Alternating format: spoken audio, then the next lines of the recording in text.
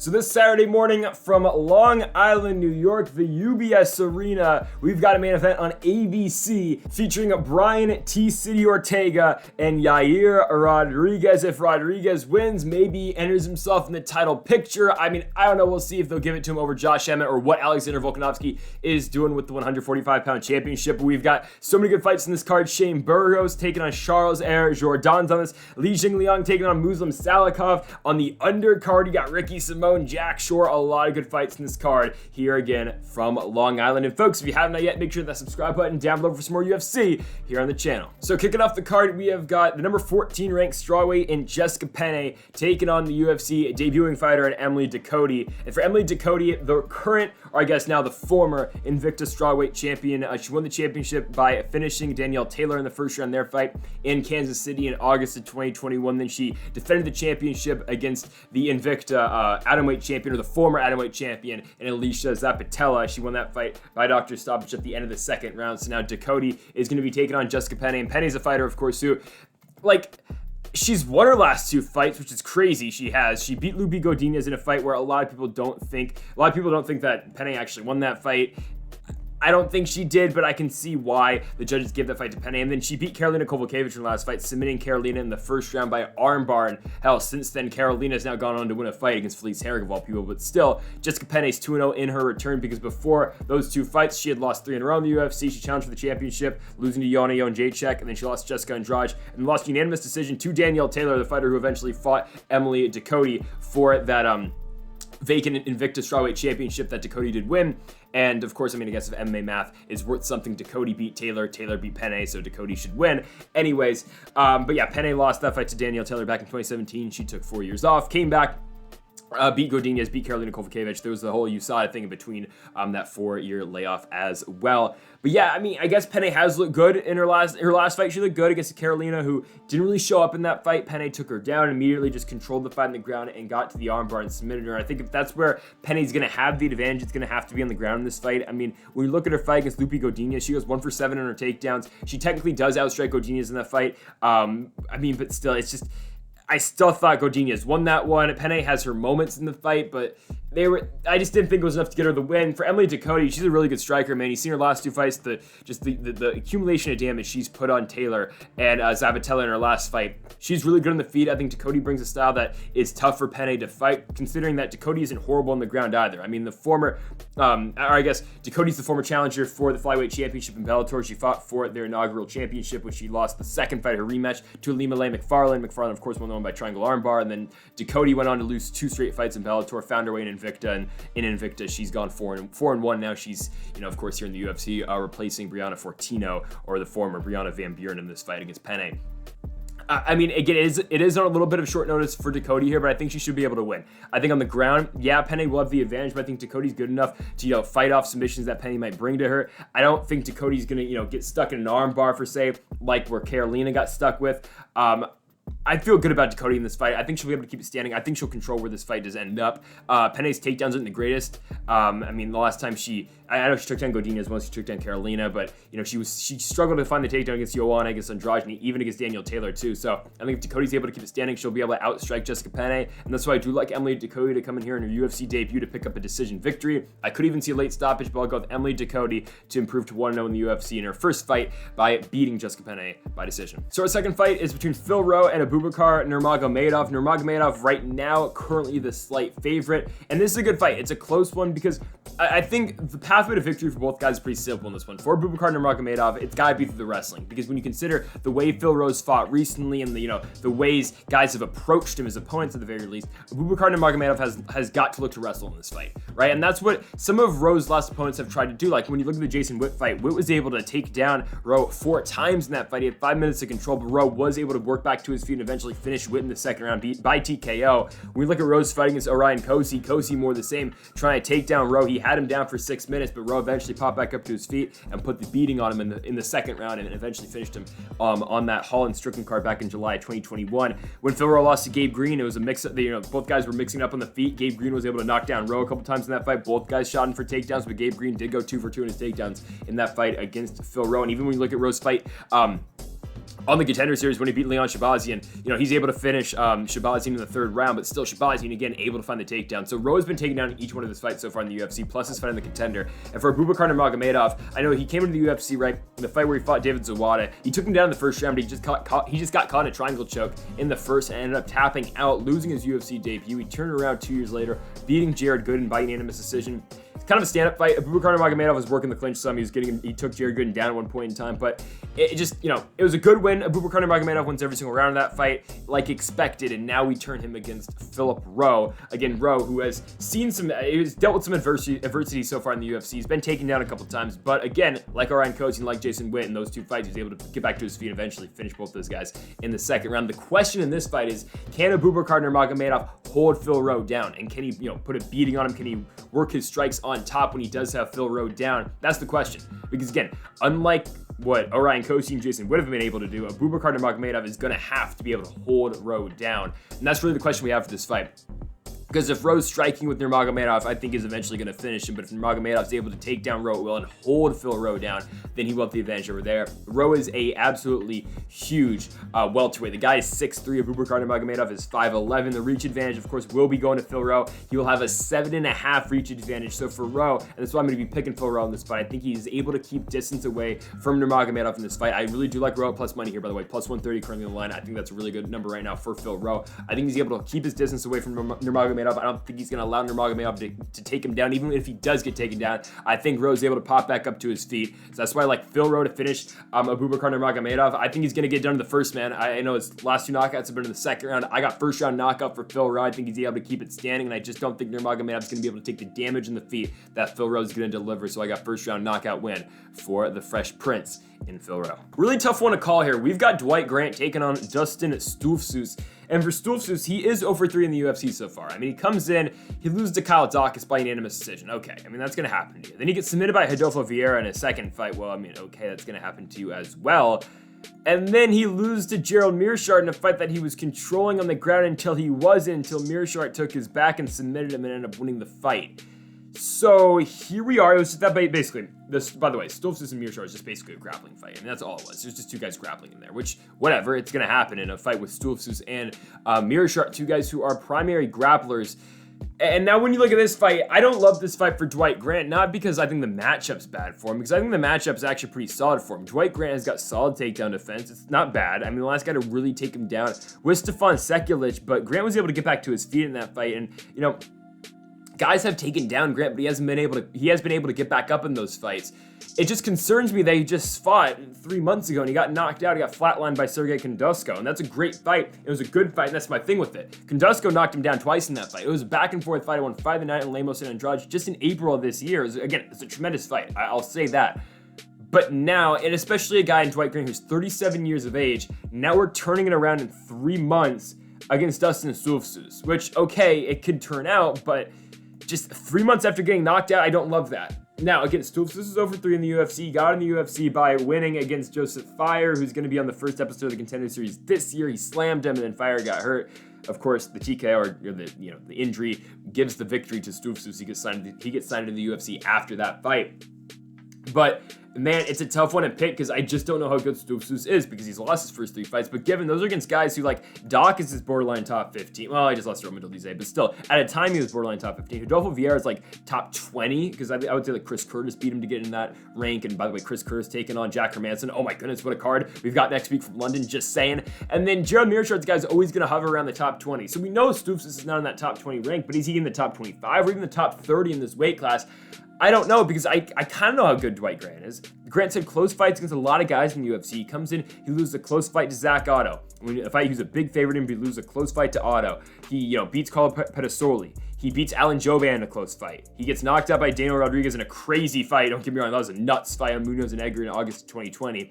He barely beats Stefan Sekulic. He loses a close fight to Francisco Trinaldo, and then he gets knocked out by Sergey Kondosko. Right? I just don't know how good Grant is. I think he's able to fight off Stoltzfus' grappling and wrestling. I think he's able to do so. But on the feet, I know Stoltzfus isn't the hardest puncher, but this is a guy in Dwight Grant who just got knocked out 3 months ago. So it's a completely tough fight to pick. I would consider taking Stoltzfus at plus 145, but if I'm just giving you a pure prediction, I will ever so slightly lean Dwight Grant And again, don't put money on this fight, just don't do it, because this could go so many different ways. We'll see how Dwight Grant reacts to just getting knocked out 3 months ago in this fight. It's a very quick turnaround for a guy who just got knocked out. I think he's able to keep the fight standing on Justin Stoltzfus, which this is what I'm hoping Grant does. I'm hoping Grant doesn't take too many risks in this fight. He avoids damage, he stays at range, defends the takedowns, fights a similar game plan to like what Tyron Woodley fought Damian Maia with, something like that. I'm hoping Grant keeps it on the feet, he pieces Stoltzfus up, and he wins this one by unanimous decision. That's what I got, Dwight Grant by decision. So now a fight that just came together just a couple days ago. We've got Herbert Burns taking on Bill Algeo. So originally, Algeo was supposed to take on Billy Quarantillo, and I'll be honest with you, I think Quarantillo was going to win that fight. And then we had Herbert Burns taking on UFC newcomer and Hussein Ashabov. I'll be honest with you, not too familiar with him. I was going to watch tape on him, but again, he pulled out the fight. So we'll see when he gets his first fight in the UFC, but I'll be honest with you, I really hadn't heard much of him. Or I've heard of him, but I haven't really watched much of his stuff.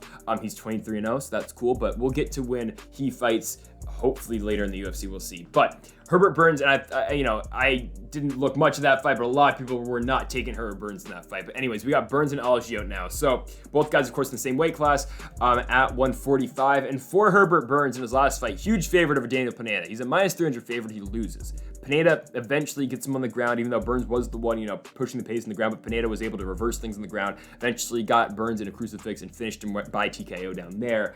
When Burns came to the UFC, picked up back-to-back victories over Nate Landwehr, and then he beat Evan Dunham, Evan Dunham in 2020, exactly, but he subbed Evan Dunham in the first round, got that fight at the ground immediately, took his back, submitted him. He's taking on Bill Algeo on this one. Algeo comes in the UFC on short notice. He has that fight against Ricardo Lamas 2 weeks after winning on CFFC. He loses to Lamas. He beats Spike Carlisle after that. And then he loses to Ricardo Lamas in a fight that he just kept getting taken down in. But in that fight, Algeo is able to get back to his feet, but it was just the different takedowns Ramos was able to put him down with in different rounds, and that combined with the striking of Ramos ended up winning him the fight. And then we look at Algeo's most recent fight in the UFC. It's the win over Janderson Brito. I'll be honest with you, I thought Brito was going to win the fight. He didn't, obviously. Algeo out-scrambled Brito on the ground. He was able to take Brito down in his own right. He was able to outstrike Brito. It was a very good victory for Bill Algeo, and that's what Algeo does well. He's able to mix up his striking with his grappling, and I think that's what's going to make this fight pretty tough for Herbert Burns, because Algeo, he's able to go all 15 minutes. Algeo's got a very good gas tank. He's got very good cardio.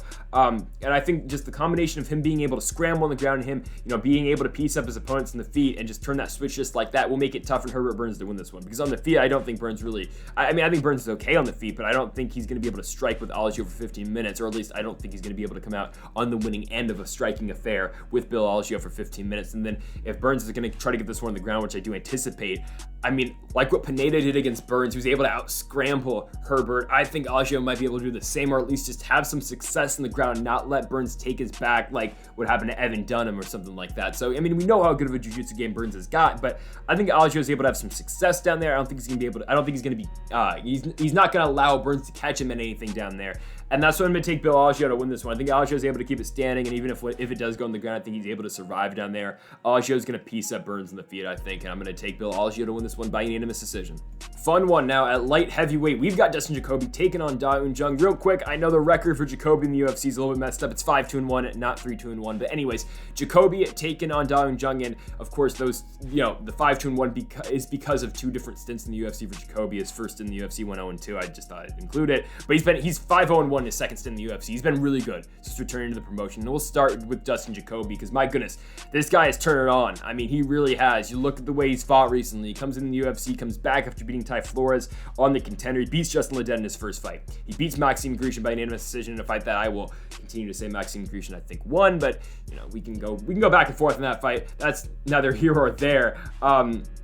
And after that, he has the fight where he has the draw against Ion Kutelaba. He TKOs Darren Stewart. He beats John Allen by decision, and he beats Michal Ozil-Shashek in his last fight by unanimous decision on the Covington Masvidal card at the T-Mobile Arena. He's taking on Da Un Jung in this one. Now, Da Un Jung in his last couple of fights has shown that he can win fights, striking, he can win grappling. It's interesting because Da Jung can win fights in multiple different ways. And something that Da Jung's got, he's got great takedown defense. He's able to keep fights to the feet. And if he wants to take him to the ground, if he thinks he has an advantage on the ground, he'll do so. And so that's what makes Da Jung a tricky fighter. The guy's 6'4", he's a big light heavyweight. Jacoby's 6'3", so two of the bigger light heavyweights you're going to find. But when you look at Da Jung's last two fights, two very different, approaches to both of his fights. The last one, it's a TKO finish over Kennedy and Nzejuku. And Nzejuku, of course, his last fight just picked up a huge victory just yesterday over Carl Roberson. I didn't think he was going to win it by wrestling Carl Roberson, but he won. I'm happy for Nzejuku, really like the guy. But Da Jung in the Nzejuku fight, he's able to outstrike Nzejuku. He kind of wobbles him, and Nzejuku's always been a slow starter. Even though the broadcast is telling us that he's trying to, fix that in his last fight, and he kind of did against Roberson. But Da Jung's able to catch him with an elbow 3 minutes in the fight, puts down Nzejuku, and Da Jung wins the fight. Or it doesn't put him down. I think it's a standing knockout, but still, Da Jung's just laying on the elbows and eventually finishes him. And you look at this fight before that against William Knight, right? Da Jung implements that wrestling-heavy game plan. He takes down Will Knight at will. He goes 8 for 9 in his takedowns. He's got 12 minutes to control in that fight. It was all Da Jung just wrestling, and more wrestling against Will Knight, picking up the victory by unanimous decision. Now, the fight that always stands out to me is the draw against Sam Alvey. My goodness. I mean, that fight still doesn't look great on the record, considering what Sam Alvey has been doing recently and what Sam Alvey will likely continue to do. But when you think about that, okay, I mean, Da Jung at the time was like 26. He's 28 now. It's not the end of the world because his first two fights in the UFC, it's a submission win over Hideas Ibrahimov, which again shows you the different ways Da Jung can win fights. He submits Ibrahimov, who didn't really have a good ground game, and then he KOs Mike Slow Rodriguez after that. Now, given both Ibrahimov and Slow Mike are at the UFC, Ibrahimov's gone 4-0 since leaving the UFC, and Mike Rodriguez won his last fight over in CES at heavyweight over Jeremy May. Against Jeremy May's not a great fighter, but still Mike Rodriguez got that win. So I'm just saying, Da Jung has beat some credible guys, some guys, not the greatest, but now we look at him and Jacoby. But I mean, man, Dustin Jacoby's kickboxing is so good right now. And it's just a matter of, can Da Jung take down Dustin Jacoby, kind of like similar to what Ion Cutelaba tried to do in their fight. I mean, in the Cutelaba-Jacoby fight, it's Cutelaba taken down and just rinse and repeat in that first round against Dustin Jacoby. It's just takedowns. He scores 8 takedowns in that first round, 3 minutes of control. But in the second and the third, Jacoby is able to fight off those takedowns from Cutelaba. Cutelaba goes 1 for 7 in the second and the third. He goes 0 for 1. Jacoby actually lands a takedown of his own in the third round. Of course, that fight resulted in the draw. But I'm just saying, Jacoby, it might look like things are going south in the first round against Da Jung if Jung does decide to go to the takedowns, but Jacoby can definitely turn things around afterwards. I think this is going to be a barn burn. I think this is going to be a fun one because I think both these guys can strike. I think Jacoby obviously has got the kickboxing advantage, the former glory kickboxer in Dustin Jacoby. So I think he's got this one on the feet at this point to stay standing, but of course Da Jung I think will be, I think he'll make an impact on the feet with the power he's got, obviously, but I think also he will threaten with the takedowns like he does to all of his opponents. It's a close fight, one of the closest on the entire card. Ever so slightly, though, I'm going to be taking Dustin Jacoby. I think Jacoby's able to win this one. I think he's able to keep it standing. I think he will be able to outbox Da Jung, and that's why I got Jacoby to win this one by unanimous decision. So by far, the toughest test of Jack Shore's career comes in the form of Ricky Simone. Because Ricky Simone keeps on evolving as a fighter. I mean, look at his last 4 wins. Very impressive out of Ricky Simone. I mean, the guy keeps on getting better and better. You look at his last fight, knocking out Rafael Assunção. I mean, hell, Simone, you know what he does well. He's able to wrestle. He's a powerful wrestler. He's a strong guy. He's able to take down his opponents. He's able to hold them down. It's rinse and repeat. It's takedowns, get back up, takedown, bring him back to the ground, maybe look for a submission, right? Simone does that very well, but now his striking keeps on looking better and better. You saw the way he was able to strike with Brian Kelleher. He was able to strike with Rafael Assunção. The guy keeps on getting better on the feet, and I think it makes for a very stylistically interesting matchup for Jack Shore, a guy who is undefeated so far in the UFC. Jack Shore is 5-0 in the promotion, given, though, when you look at some of the guys he's beat, I mean, okay, I think Jack Shore is very talented, but you look at his first win. It's over Nolan Hernandez. Nolan Hernandez is no longer in the UFC. He just lost his last fight outside the UFC as well. He beats Aaron Phillips. Okay, I don't believe Aaron Phillips. Actually, I think Aaron Phillips actually technically is still with the UFC. He's been booked a million times. He's never made it to the octagon. But Aaron Phillips is a very low-level UFC fighter. Hunter Azure, he beats by split decision to Jack Shore. Azure now outside the promotion just lost the last fight on Icon FC of all places. Jack Shore after that beats Olivier Shohilan, excuse me. But Shohilan, a guy coming in from the Ultimate Fighter, he's 0-1 in the UFC. Again, and also real quick, Ricky Tercios, what are we doing, man? Losing to A-Man's a hobby? Like, we're going to throw a strike? I don't know. Don't get me started on that Tercios fight. And then Jack Shore, beats Timur Valiev after that, which is a good win. I think Valiev should still be in the UFC. He's obviously a free agent right now. I think, and I would anticipate Valiev to go back to the PFL. I think he'd fight at 145 over there, or obviously he'd have to fight at 145. But I think it'd make for an interesting season next year if Valiev joins the ranks of Brendan Loughnane and Chris Wade, probably Lance the Party Palmer again, Bubba Jenkins. I mean, PFL's got some fighters. I think it'd be interesting if Valiev, went back to the PFL and fought 45s next season. So I'd like to see that, and maybe I'd even like to see, I'd really like to see Valiev fight on one of the playoff cards, just in the undercard, maybe even the 10th one. But anyways, for Jack Shore, he beats Timur Valiev in his last fight, and Shore's a good wrestler, but again, like Ricky Simón, his striking keeps on getting better and better as well. You look at the win over Timur Valiev. In the third round, he knocks down Valiev twice. And of course, Shore's striking, again, is evolving like Simón's is. And when you get this fight with two guys who usually are pretty dominant on the ground, we look at Shore's win over Hunter Azure, 6 takedowns, and that one Aaron Phillips, 3 takedowns. But I would say more than Simón, Shore is able to find success in the feet. I know Simón's had the big knockout win over a Sun Sao, and he's able to knock down Hani Yahya, but Yahya doesn't really strike at all. But guys like that, right? I think Shore is more technically sound on the feet than Simón. Simón just kind of wings big power shots and hopes to land, or of course being able to, he tries to wing big power shots on his way to entry-level takedowns, which works, but against a guy like Jack Shore, I don't know if that's going to work. Honestly, I think Shore is able to keep his range. I think the jab of Shore is really going to, punish Ricky Simón in this fight. I think he's able to keep his distance, work his jab a lot here. I don't know if this one necessarily hits the ground, honestly. Because I think if Shore's really, working his jab in this fight, keeping distance away from Ricky Simón, I think Simón will attempt some takedowns, but Shore's got pretty good takedown defense. He does. And then I don't think Shore in his own right is going to try to shoot takedowns on Simón. So I think you're going to see a striking affair, and I think Jack Shore is able to tune up, I wouldn't say tune up Simón, but I think he's able just to keep his distance and just work his jab against Simón, keep away, and I think that's how Jack Shore wins a decision in this one. I don't know if it's going to be the most, entertaining fight, but that's what I think is going to happen. I think Shore's going to get it done. I think he'll win this one by decision. So your featured prelim is between Punahele Soriano and Dalcha Lungiambula, and for Punahele Soriano, currently on a 2-fight losing streak. I mean, this guy starts his career off undefeated. He's 8-0, and I didn't love the Brendan Allen fight. I didn't like the matchup. I took Punahele Soriano to beat Ducote Todorovic in his second fight in the UFC. A lot of people were going with Ducote Todorovic to win that fight. He was an underdog, was Soriano. Soriano eventually knocks out Ducote in the first round, and he turns that around to the Brendan Allen fight. Again, I didn't like the fight against Allen. I thought Allen was going to win. I just didn't like the matchup stylistically for Soriano. And of course, Allen gets the job done by unanimous decision. And then Puna gets a co-main event spot against Nick Maximov. He loses it by split decision. It's a horrible fight. So boring, but Maximov goes 11 for 16 on his takedowns, kind of just lays in praise on Puna in that fight. You could make the case maybe for Puna rounds 1 and 2, but I don't know. I mean, definitely threw around to Maximov because Maximov had him down the entire round. It was just a boring fight. Don't watch it. But Puna is now fighting Dalcha Lungiambula. And Lungiambula is a guy who's lost 3 of his last 4. He comes in the UFC, though. He beats Taquan Townsend. He knocks him out in the third round. He was having success in that fighting Taquan Townsend, mixing it up a little bit with his wrestling, and eventually got up with the hands.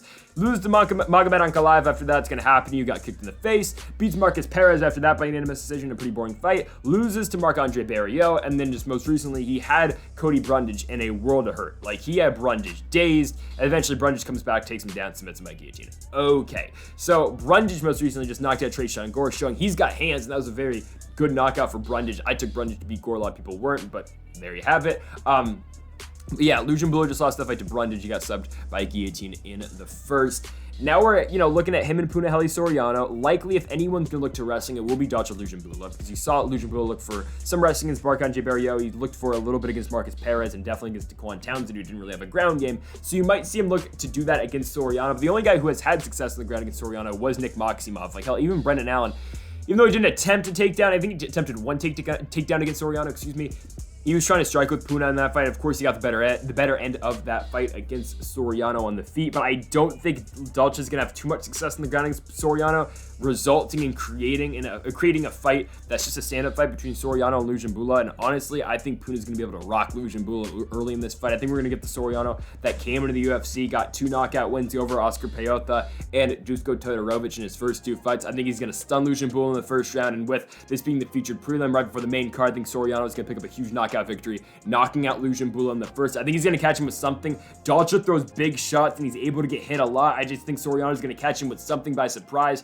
and that's why I got the minus 250 favorite here in Punahele Soriano to win this one by first round knockout. Again, I know the graphics messed up. I don't know why I have him as 2-0. He's 2-2 in the UFC. Anyways, I think he's going to go 3-2 with a Punahele Soriano first round knockout. And our next fight is between Miesha Tate and Lauren Murphy. I already broke this fight down on the Adesanya Cannonier card. Of course, just got pushed back to this date, so we're just going to roll that. Our prediction stays exactly the same. Miesha Tate has positioned herself perfectly to get a championship opportunity after just her first fight in the new weight class.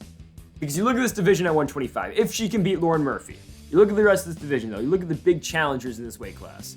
Manon Fiorot and Jessica Andrade are set to fight in September in Paris, France. And I think it's in San Diego, Arujao is going to go fight Alexa Grasso. That's in August, though.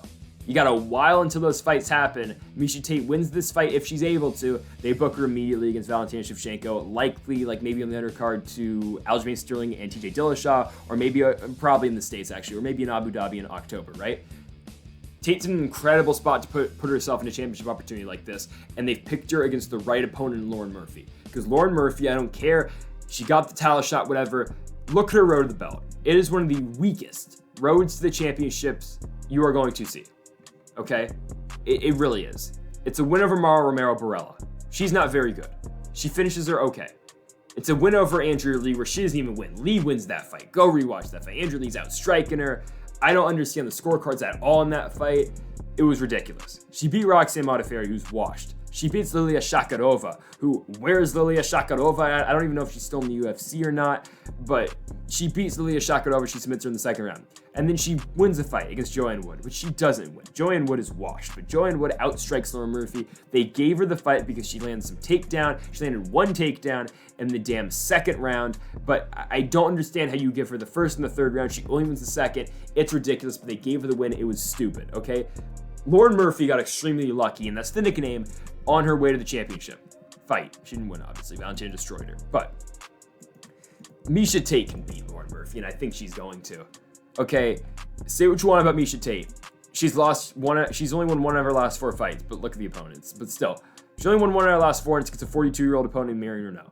But Miesha's still shown that she's got it. And as long as she can make the weight at 125, which she has said she can, I don't think she's going to have many problems with Lauren Murphy. She's just not going to. On the feet, Lauren Murphy does not strike well at all. She's a very slow striker. Miesha should be able to beat her on the feet. And on the ground, I think Miesha Tate's got the superior ground game too.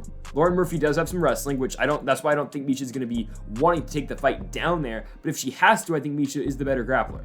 And on the feet, again, I think Miesha Tate's the better striker. Miesha's, her striking has always been okay. You look at the Kelvin Vieira fight, technically she does outstrike Vieira, even though Vieira does win the fight, but on the significant strike counter, Miesha does win. I think she's able to outstrike Lauren Murphy in this fight. Like, look at the clip where Valentina Shevchenko blitzes Lauren Murphy in the 4th round before she knocks her down and before she TKOs her on the ground. Look at that blitz that Valentina throws, and just look at the way Lauren Murphy defends. If Miesha Tate is able to be the aggressor in this fight, if Miesha Tate is the one pushing the pace and getting into Lauren Murphy's face, she's going to make it incredibly hard on Lauren Murphy to win this fight. If we see the Miesha Tate, which it's a weird thing to acknowledge, but you go all the way back to Miesha Tate, Ronda Rousey 2, back in 2013 on Weidman Silva 2. When Miesha Tate's getting into Ronda Rousey's face, she's throwing big strikes. It's an underrated fight, and something you just don't. It's a weird stylistic fight, but those two are just throwing and trading back and forth in the first 2 rounds of that fight. If she's doing that, and yeah, she was reckless in that fight against Ronda because those two truly hated each other. But if she's reckless in this fight against Lauren Murphy, Murphy's not going to make her pay with the power that she has. She's just not going to. She's a slow striker that Miesha Tate can beat. And I think Miesha Tate is able to outstrike Lauren Murphy. On the ground, if Miesha's the one getting the takedowns, I think that's fine because Miesha Tate on top is probably able to fight off any submissions because I don't think Lauren Murphy's got too many submissions off her back. The only place I'd be concerned if I was Miesha Tate was if Lauren Murphy's the one getting the takedowns and Lauren Murphy is having success on the ground.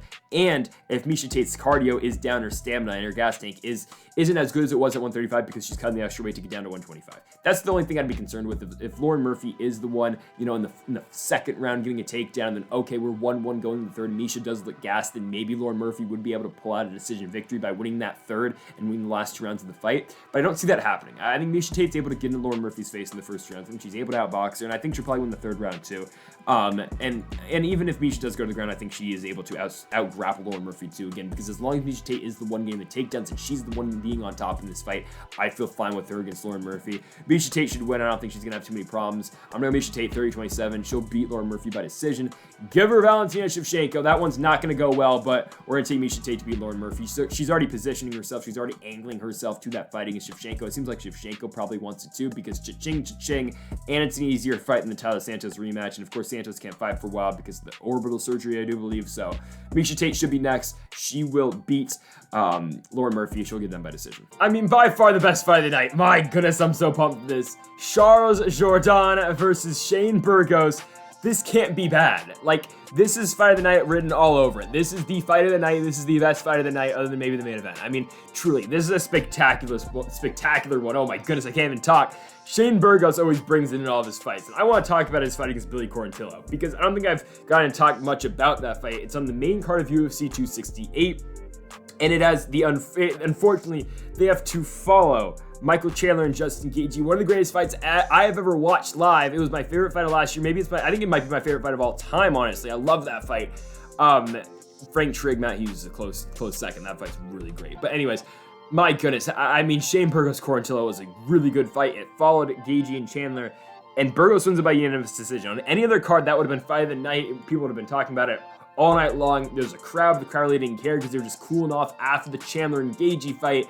Burgos wins it. He wins it by decision. Look at the strike counters. I mean, my goodness. 193 to 164 in the significant strike totals for Shane Burgos winning that one. Billy Q did try to take down Burgos a lot in that fight, and Shane Burgos kept it standing. So we turn him against Charles Jourdain, a guy who will not look to take you down, a guy who does not know what wrestling is. He is going to come in there, and he is going to try to strike with you. But his last fight against Groovy Lando Venata tried to take him down. He did, but Jourdain caught him in a guillotine and subbed him in the first round. Right? So now we got Burgos and Jourdain, two guys who don't want to wrestle. Both these guys want to stand there, and they want to strike, and it's just going to be pure chaos. I mean, Jourdain, you saw the way he finished Andre. You all know he didn't finish the fight, but the big, this is Sparta kick at the end, the front kick, put down Ewell. Of course, it's to the body, but still, I mean, Jourdain is so fun to watch. I mean, look at the fight that he had against Marcelo Rojo, eventually finishing him with 30 seconds left in the fight. Even when he lost to Julian Erosa, that was a crazy fight. The Kulibau fight was just okay, but still, Jourdain always gets in these crazy fights. The Do Hoo Choi fight when he beats the UFC Hall of Famer now in Do Hoo Choi in South Korea. It wins 5-9 Edgar and Zombie. He finishes him in the second round. That's the fight that put Charles Jourdain on the map, and I've been a fan of the guy ever since. I've picked Charles Jourdain in every single fight he's been in. Now, if he actually fought Ilya Topuria, I was going to pick Topuria, and I think I did pick Topuria, but the fight never happened, so technically, I have picked Charles Jourdain in every single fight he's been in. I've picked Shane Burgos in every single fight he's been in, pretty much in a while. I don't think I took him to beat Calvin Kattar. I don't remember that far in the past, honestly. But yeah, I always pick Burgos. I always pick Jourdain. This one's going to be nuts. Both these guys strike. They have very great cardio. Both these guys are always pushing the volume on the feet. You look at Burgos Emmett, that's one of the best fights of 2020. It just doesn't get the recognition because it was in the Apex and there was no crowd like most fights, but still, it just couldn't match up with Zhang Weili and Ioana, obviously, because the latter fight had a crowd, obviously, in Vegas. But man, this is going to be such a good one. Both these guys are going to throw. Both these guys have great chins. I know Burgos got finished by Barbosa in that weird thing where it's like Barbosa hits him with a 1-2 and eventually the right hook, and Burgos doesn't react right away, and he gets backed up and he falls. But all of the way, both the fights Burgos has been knocked down in Calvin Kattar and Edson Barbosa, it was just accumulation of strikes, man, because Burgos always gets in these crazy barn burners. Hell, he stayed in the fight with Josh Emmett for 3 rounds, and Emmett throws very hard. He knocked down Burgos twice in the fight. My thing is, do I think Jourdain's able to keep up with Burgos strike for strike on this? I don't think he's able to. I don't think he's able to. I think Burgos is quicker. I think Jourdain leaves his head exposed, and I think, which again, makes for fun fights, yes. But I just think there's kind of levels to this game, and Shane Burgos is kind of just on a different level. That's just the way I see it, man. I like Jourdain. Again, I'll pick Jourdain in most fights he's in, but the way I see it, there's just levels in this game. And I think Shane Burgos is just slightly on a different level. I think he's better than Charles Jourdain. I think Jourdain, again, leaves himself to get hit a lot. I think Burgos is going to capitalize on that. And again, I think Burgos is quicker. And I think his strikes are crisper. I think he's a better striker. And all this, again, it will not hit the mat, so we don't have to worry about that. I think Shane Burgos is going to beat Charles Jourdain. I think it's going to win Friday night. I think the entire crowd's going to be going nuts at the end of it. But I got Hurricane Shane Burgos to win this one. He'll win it by decision in an absolute crazy fight. But yeah, I'm going with Burgos. I just think all around he is the better striker, and I think he's able to touch up Jourdain on the feet. I think he's able to beat him by decision. It has been too long since Sumudaerji has stepped into the UFC octagon, and here we go now. He's taking on Matt Schnell, and again, I think I made another error on the graphics. Sumudaerji's 3-1 in the UFC, not 3-2. My goodness, that's the third one today. No, who's counting though, right? My goodness, I don't know how I made another error on that. Anyways, Sumudaerji taking on Matt Schnell. I think I made that error because when you look at Sumudaerji's entry to the UFC, it was weird. It was questionable at first.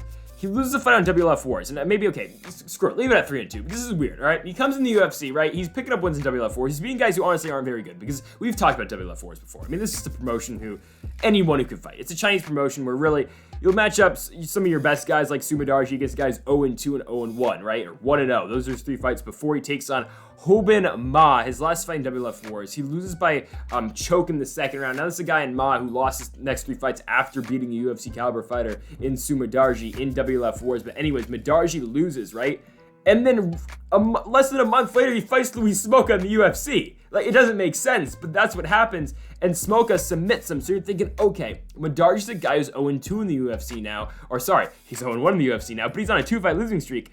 They booked him as Andre Sokolov. Now, he beat Sokolov by unanimous decision. Okay, he was an underdog in that fight, he beats him. And then he comes in, he fights Malcolm X Gordon. He's a huge favorite in that fight because, honestly, Malcolm Gordon was pretty unproven to that point. He lost to Amir Albazi, and now, hell, Malcolm Gordon's guy who's bounced back and won 2 fights in a row after he got finished by Sumudaerji in the first round by knockout. And then they booked Sumudaerji against Zaruk Adeshev, which is a fight that does not make sense, right? Truly does not make sense why they booked him against Zaruk Adeshev. Adeshev, I mean, hell, Sumudaerji's a minus 500 favorite in that one. Zaruk Adeshev is now 4-4 in his pro career. My guy in Ode Osborne, the Picasso of MMA, just knocked him out in his last fight by first round knockout. So shout out to Picasso. I love Ode Osborne. But Sumudaerji beats him by decision like he's supposed to do. But that was only back in Abu Dhabi in January of 2021. So it's been a very long time since Sumudaerji stepped into the octagon. And now we look at him versus Matt Schnell. And now, Sumudaerji was booked against Tim Elliott. Fight didn't come through. I think it was, Sumudaerji got hurt, and then he was supposed to fight Manel Kopp, but then Kopp got popped for some illegal substances, and of course, Kopp was going to go fight in Singapore against Rodrigo Bontorin, but that fight got canceled because Bontorin's weight cut. Anyways, we got Sumudaerji versus Matt Schnell here, and I think it's a step up, obviously, in competition for Sumudaerji. Because look at his last 3 fights: Sokolov, Gordon, Adeshev. Of course, the Sokolov fight's at 135, but since he's been at 125, 2 fighters that he's been huge favorites against, and 2 guys he was supposed to beat. Now you got a guy in Matt Schnell who's fought the best in this division. I mean, hell, look at the guys he's fought. He's taken on, just at flyweight alone, he's taken on Pantoja, he's taken on Royval, Bontorin, 2 guys who are in the top 10 of the division. Brendan Royval is very talented. Alexandre Pantoja is a fight away from the championship. Just some tough guys Matt Schnell has fought, but unfortunately for Schnell, he hasn't gotten the better end of those fights. I mean, he lost to Pantoja, he got TKO'd in the first round. Bontorin ended up beating him by decision, and then Brandon Royval subbed him in the first round. Royval caught him in a guillotine. It was a pretty tight squeeze, and Schnell had to tap, even though Schnell did knock down Royval, and that's how the fight did end up in the ground in the first place. So, I mean, this is a tremendous fight, though. Schnell's striking keeps on getting better. He's been a good wrestler. I mean, Schnell can wrestle when he has to, but again, it has been the striking out of Schnell that has won him some fights in the UFC. But again, it's been the grappling too, though. We look at Louis Smoka win, you look at the Jordan Espinosa win, but his striking put him there, and of course, he finished him on the ground. And you look at Sumudaerji again. He's shown that he's got heavy hands, especially for a flyweight. Now, he couldn't finish Adeshev. He took him to decision and he beat him because Adeshev generally is a tough guy to put down. I mean, Ode Osborne did it. I'm just saying, but still, Ode's got a lot of power for 125, for being honest with ourselves. But yeah, Sumudaerji finished Malcolm Gordon. You know, he looked very good in the Sokolov fight at 135. I just think this is a good one. I think you're going to see a lot of striking between these two, between Sumudaerji and Schnell. I think you're going to see a stand-up fight. I think Sumudaerji's better, though, honestly. I mean, you look at Sumudaerji again, I know, and the guy's only 26, too. He's very young for his career, and I know he's been a big favorite in his last 2 fights, but I think he's able to go through Schnell. I just think Schnell's on a downward trend right now, unfortunately, in this part of his career. I think Sumudaerji's able to keep him standing. I think Sumudaerji's able to use his reach advantage in this fight. I think Sumudaerji's going to beat him. So I like Sumudaerji to go in here. I like him to beat Matt Schnell. He'll beat him by unanimous decision. The reach advantage, in all honesty, isn't much. It's only 2 inches, but still, I like Sumudaerji to beat Matt Schnell by unanimous decision. Now we we have got the Leech Li Jingliang taking on Muslim Salikhov. And just imagine if Salikhov fought more. I mean, the guy's getting up there in age, man. He's 38 years old now. And sure, he's on a 5-fight winning streak, but the guy's not that active. I mean, you look, he fought once in 2018, he beat Ricky Rainey. Okay, knocks him out in the second round. He beats Nordin Taleb, knocks him out at UFC 242 in September 2019. Then he turns it around quickly. He wins in October of that year, beating Laureano Staropoli. Then it takes him till, again, July 2020, which is fine, it's the COVID year, but he beats him by a split decision in him being Eliseo Zaleski dos Santos. Takes a whole other year to fight. He beats Trinaldo by decision on Rosenstrike Sakai. And now we've waited another year, 13 months, and now he's taking on Li Jingliang. Now, Salikhov's got good striking. He's able to mix it up with the wrestling too. He's a very well-balanced fighter. Salikhov does a lot. He does a lot of flashy stuff on the feet. His fight against Dos Santos, given it wasn't what we thought it was going to be, I thought it was going to be crazier, but still, Salikhov does throw some spitting stuff. He's a fun fighter to watch. On the feet, this one's going to be fun because Li Jingliang's got power too, right? Look at the way he's able to put down Santiago Ponzinibbio, knocking him out in the first round. And I know, again, Li Jingliang's last fight, his most notable fight, has to be against Khamzat Chimaev. It was a fight where we were saying, okay, Khamzat's really going to get tested for the first time. Okay, Chimaev took him down, took Li Jingliang down. He was talking to Dana White while he was still had him up in the air, slammed him, eventually got him with a rear naked choke and finished him in the first round. Li Jingliang's solid, though. He is. Now, his grappling isn't, it's okay. Neil Magny was able to take him down. Obviously, Khamzat took him down. Jake Matthews was able to take him down. So if Salikhov is, in danger in the feet, I think he can go to his grappling if he has to, and to his wrestling, because I think he will be able to take down Li Jingliang if the opportunity presents itself, excuse me. But I mean, Jingliang's striking is pretty good. You look at the way he's able to beat Ponzinibbio again. He's able to knock out Eliseo Zaleski dos Santos in the last 9 seconds, unlike what Salikhov was able to do. I mean, the guy collects a lot of bonuses, man. He's able to get big knockout finishes. He's able to put on incredible fights. I think it just makes for a fun one here at Salikhov because on the feet, I think both these guys are very close. I think it's a close one on the feet. I give the slight advantage to Li Jingliang, but I do like Salikhov when we're thinking about, okay, the overall game where he is able to use his sambo, he's able to get this one on the ground, he's able to, mix it up down there too. I think it's just honestly a really close fight. You look at the odds in this one, you got Lee coming in at plus 140, his opponent in Salikhov minus 165, Salikhov 5-1 in the UFC, Li Jingliang is 10-5. I'm going to ever so slightly take Muslim Salikhov. I think Salikhov is able to pick up the victory in this one. I think he is able, again, to incorporate some wrestling, incorporating getting the fight on the ground and mixing it up on the feet, making Li Jingliang worry about, of course, the wrestling that will present itself. And I think that's how Salikhov's going to win. I wouldn't be surprised if Li Jingliang just lands a bomb and puts him down. I mean, that would not surprise me at all. Li Jingliang's got the power to do that. But I think Salikhov's able to grind out a victory here. If he has to, work the clinch, push him back against the fence, and work him over there too. So I think Salikhov's able to win. I'll take him by decision in this fight against the Li Jingliang. So in the co-main event, we have got the karate hottie Michelle Waterson taking on Amanda Lemos. And for Lemos, turning around pretty quickly after her loss to Jessica Andrade. And now, of course, she got submitted in that fight. It was the first standing arm triangle choke in UFC history where Lemos got submitted by Andrade by, again, not much happened on the feet to that point. Lemos and Andrade were trading for a little bit, but eventually Andrade backs Lemos against the fence, locks in that standing arm triangle, and finishes her in the first round in 3 minutes. So Lemos at that point, though, was on a pretty big winning streak. She'd been winning a lot at 115. She beats Miranda Granger. She beats Mizuki Inoue. She beats Lavinia Souza. She beats Montserrat Quinejo. And then she beats Angela Hill after that by a split decision, a close fight that barely went in the direction of Lemos. And now that fight's the fight that points to me that the odds should not be where they're at in this. Like, I think Lemos should be a favorite, but minus 425 for Lemos and plus 340 for Michelle Waterson is kind of ridiculous. Because Michelle Waterson is able to get into close fights and is able to sometimes come out on top. Like, you look at the Courtney Casey fight. On paper, that should not be a close fight. Michelle Waterson should win, and she does, but it was a close fight that Waterson barely got the victory in. You look at her win against Angela Hill. I thought she won the fight against Angela Hill. A lot of people didn't think she did, but she wins by split decision. It's a close fight. Michelle's able to get in these fights where they're for the most part striking fights. She's able to incorporate some takedowns if she needs to, Waterson. But Michelle Waterson knows how to win close fights. She knows how to win these close fights. And again, I just don't like Lemos being at a minus 425 here. And it's always tough to pick a fighter in a pure pick'em style. For me, obviously, in the video, I'm just telling you who I think is going to win the fight. It's tough to pick a fighter that's at plus 340. But I'm just saying, Michelle Waterson's got a shot in this fight, and I know she's 36 years old. I know she's getting to the end of her career. I know her fight against Marina Rodriguez wasn't great, but don't forget, Waterson wins rounds in that fight. Waterson wins rounds in that fight against Marina Rodriguez. She wins the 4th round. I think barely. I would give her the 5th round. I know it's kind of a controversial take there, but at least Waterson's able to win rounds against Marina Rodriguez in a fight that was on very short notice and a week's notice. I know Marina Rodriguez took that fight on a week's notice too, but still, Michelle's able to win some rounds against Marina Rodriguez on the feet, which is impressive. Now, she's not able to take down Rodriguez with the exception of that 4th round. To that point in the 4th round, okay, Marina had already won 3 rounds, but still, Michelle's able to find some success in that fight.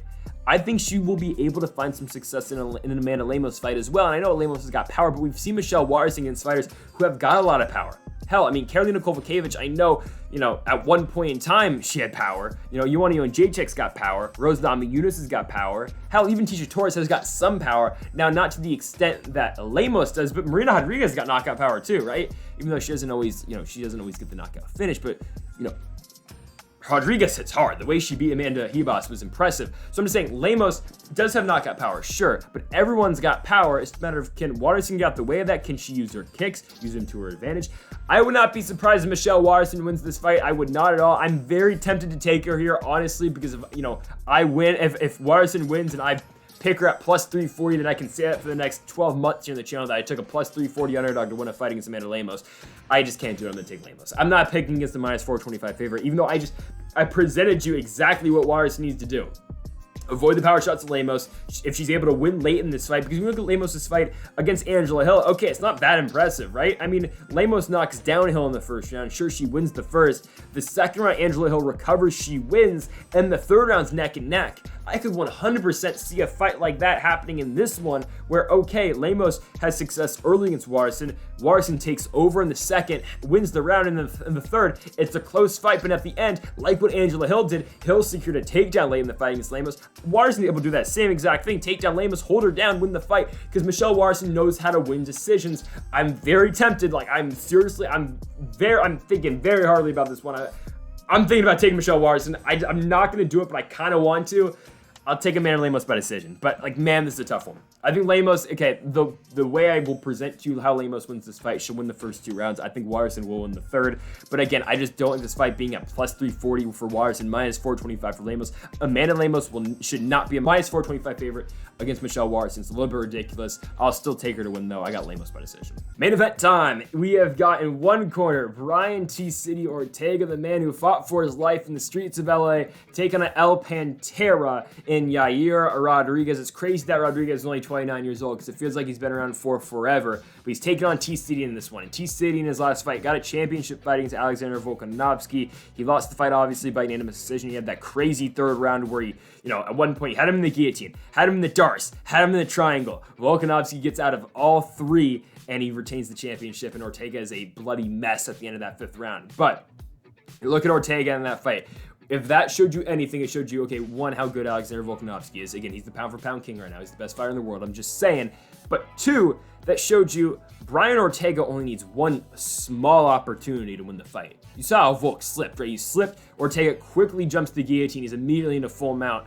I know he didn't get the submission, but it just shows you that's how quickly things can change when when Brian Ortega is in there with you. Brian Ortega is that good on the ground. If Brian Ortega could consistently land takedowns, he'd be so dangerous. He would be incredibly dangerous. It's the thing I say all the time with Rodolfo Vieira, with Mackenzie Dern, with these fighters who are really good jiu-jitsu fighters. If they had some wrestling, they'd be so dangerous. But the thing with Brian Ortega, that Mackenzie Dern, honestly, Mackenzie Dern's striking has gotten better, but it's not great. And what Rodolfo Vieira doesn't have, and I know Rodolfo Vieira's striking, again, has gotten better. He did have some success against Chris Curtis.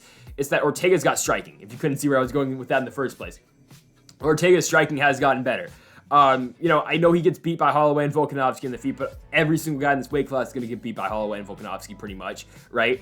The way he beats Chan Sung Jung's impressive. The way that, that fight is in between the Holloway and Volkanovski fights where he's on the wrong end of 2 beatdowns, right, in the Volkanovski and Holloway fights. The Chan Sung Jung fight, he's the one putting the beat down on the Zombie. He's the one going out there, hits Korean Zombie with that spinning back fist, or spinning back elbow, puts him down. He's able to just work on Zombie for 5 rounds in that fight. And the way he's able to knock out Frank Yeager, too, showing you the power he does possess. That fight again was all the way back in 2018, but shows you with that big uppercut that Ortega did land. He's got a lot of power, man. The guy has got power that can put the lights out. My thing about this, though, if he's fighting Yair Rodriguez in a pure stand-up fight, Yair is going to beat him to the punch every single time. Yair is a lot faster than Brian T. City Ortega on the feet. So if this one's just pure stand-up, Yair Rodriguez is going to win this. If it's just pure stand-up, which is not going to be, because of course Brian will threaten with submissions, he will threaten with the clinch, he will threaten with some takedowns, you gotta think. So, again, though, pure kickboxing, I do like Yair Rodriguez. You look at his fight against Max Holloway. Okay, Holloway in that fight is able to take down Yair, and that's been the thing that has hurt Yair throughout most of his career is the takedown offense. I mean, hell, even the fight that he beats Jeremy Stephens, and okay, Stephens does take him down, he does hold him down for a little bit. I know Yair eventually wins that one by unanimous decision. It's a great fight in Boston on the Reyes Weidman card. But again, Jeremy had some success in the ground. Max Holloway, a guy who almost never shoots for takedowns, mixes it up against Yair. He takes him down a couple times. And that's a very close fight. I mean, hell, it was 3-2 for Max in that fight. I mean, I think that you give the first round to Yair, you give the second to Max, you give the third to Max, you give the fourth to Max, and then you give the fifth. I forgot. I honestly, looking at this fight, how did you give 2 rounds to Yair? Because honestly, you can make a case for all 5 for Max, but I had 2, 3, 4, 5 Max in the first Yair. But anyways, I think you give the third to Yair, right? I don't know. Max Holloway, though, took down Yair Rodriguez. Something that does not happen much in Max Holloway fights, right? Yair didn't get taken down by Chansung Jung, even though the Zombie does have some wrestling. He was able to fight off on the takedown. Zombie did try to shoot at him over 5, did go to the Zombie. But the fight I want to point out, and I'm not going to say that this Ortega-Yair fight's going to happen like this, but it's the fight between Yair Rodriguez and Frankie Edgar. I mean, my goodness, Yair gets beat to a pulp in that fight. I mean, Frankie takes him down in the first round, takes him down the second round, puts a beat down on him on the ground. I mean, it was that fight that we thought, hey, maybe Yair's able to just rise to the ranks because he's coming off a main event victory over Alex Caceres in Salt Lake City. He's coming off a main event victory against BJ Penn, which why that fight was made, I don't know. They give him Frankie in Dallas, and Edgar beats him down on the ground. And again, he turned that around a year later, beats Chansung Jung, has the weird eye poke finish against Jeremy Stephens, beats Jeremy Stephens, loses to Max Holloway, and here we are with T-City Ortega. And something I'll quickly mention, when I talked about when Max Holloway fought Alexander Volkanovski, which by the way, I'll pat myself on the back real quick. I said that Alexander Volkanovski was going to win every single round against Max Holloway. He's the most dominant champion now in the UFC. He's so damn good, and that's exactly what he did, right? And I said in that fight, maybe Max Holloway's slowing down a little bit. Maybe he is, because the Max Holloway fight that he had against Yair Rodriguez, I think if Alexander Volkanovski fought Yair, Volk would win every single round.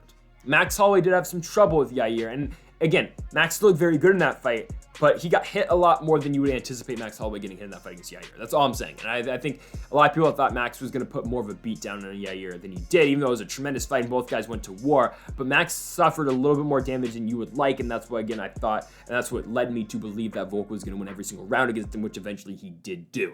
So I think, we might be putting a little bit too much in the Yair-Max fight, but again, it just does emphasize how good of a striking game Yair does have and how good he is on the feet. He's got a lot of power. Look at that crazy, the flying kick knockout win over Andre Touchy-Feely back at UFC 197. The guy's got a lot of power on the feet, but it's really hard to put away Brian Ortega.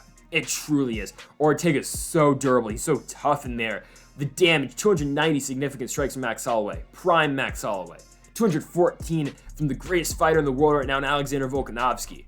Brian Ortega doesn't, you don't have to do with the truck to knock him out, right? Or maybe with the Ford Escort like Francis Ngannou, right? I mean, it's tough to put away T-City Ortega. So I don't think Yair is going to be able to finish him. And it's always tricky when you fight Brian Ortega. You go 25 minutes with him.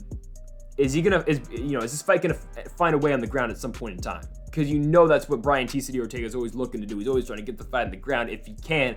And what's interesting is you got a guy in T-City who, let's be honest, doesn't have the best wrestling game, but a guy in Yair Rodriguez who doesn't have the best defensive wrestling game. It makes it an intriguing matchup because then on the feet you got a guy who, in this fight, matchup-wise, Ortega, if he's stuck striking with Yair, the only way he will win is if he catches him with something big, like the Frankie Edgar fight, and he puts him down early in the fight, or maybe late in the fight, but just Ortega on the feet, if it's a pure kickboxing fight, the only way I think Brian's got a shot is if he knocks him out. And of course, for Yair, it's going to be the constant volume he's going to be in Ortega's face, and he's going to keep touching him up with the jab and eventually throw the cross and try to, put him down, which he probably won't do, but still Yair will likely just out-volume T-City for 5 rounds if this fight's still on the feet. I just think with the way Yair defends takedowns, which he doesn't do very well, I know the takedown defense is 60% in the UFC, but guys have found ways to get Yair on the mat. I think eventually T-City's going to find a way to do the same, and I think T-City's going to find a way to submit him. I think he's going to. I think Yair's grappling's okay, it is. He's got some submission game. He's got some jiu-jitsu, but T-City's on a different level on the ground. I think Brian Ortega is eventually able to find that one takedown at some point in this fight. with a trip maybe, backed up against the fence. I think TC is able to find a way to get Yair on the ground, and if he's able to find a way to get Yair on the ground, he's going to submit him, and that's why I got Brian T. City Ortega to submit Yair Rodriguez in the third round. I think you're going to see a close fight in the first and second. I think you might see Brian take down Yair at one point in time, and I think Rodriguez, if he doesn't get caught in a submission working his way back up, he will be able to get back up to his feet, but I got Ortega catching Yair in something. I think he's going to catch him with either a Darce or a guillotine. It will be a choke, I think. I think it'll be Rodriguez after he gets tripped or body locked or something, getting taken down to the ground. I think T-City, or even a slip, like the way, Volk got caught. I think on the way up, as Rodriguez is working his way back up, I think Ortega's going to catch him in a choke. I think he's going to put him down, or I think he's going to submit him with something. I'll say Darce. It's T-City's, one of his main moves. It's that in the triangle, but I got T-City by Darce in this fight. I think he's going to submit Yair Rodriguez in the third round. I think it's going to be a crazy fight, but I got T-City to get back into the win column by beating El Pantera, Yair Rodriguez. And folks, thank y'all for watching another UFC full card predictions video here with UFC Long Island. We'll be back next week for the crazy card that is UFC London, the second of the year. I mean, real quick, man. Real quick, look at that card. I mean, it is crazy. In the main event, Blades Aspinall. We're going to truly see if Aspinall can crack into the elite of the division. You got that headlining the card. In the co-main event, it's crazy. The Action Man is back. He's taking on Jack Hermanson. The fight I'm most excited for, Paddy Pimblett, Jordan Levin, Alexander Gustafsson's on this card, and no one's talking about it. Paul Craig taking on Volkan Oezdemir. You got Muhammad Mokaev taking on the LFA champion in Charles Johnson. What a card we've got next week. I'm so pumped for it. But first, of course, UFC Long Island this week, of course, from the UBS Arena. So folks, thank you all for watching. Make sure that subscribe button down below for more. Make sure to leave a like if you did enjoy the video. Again, folks, thank you all for watching. And Mamba forever.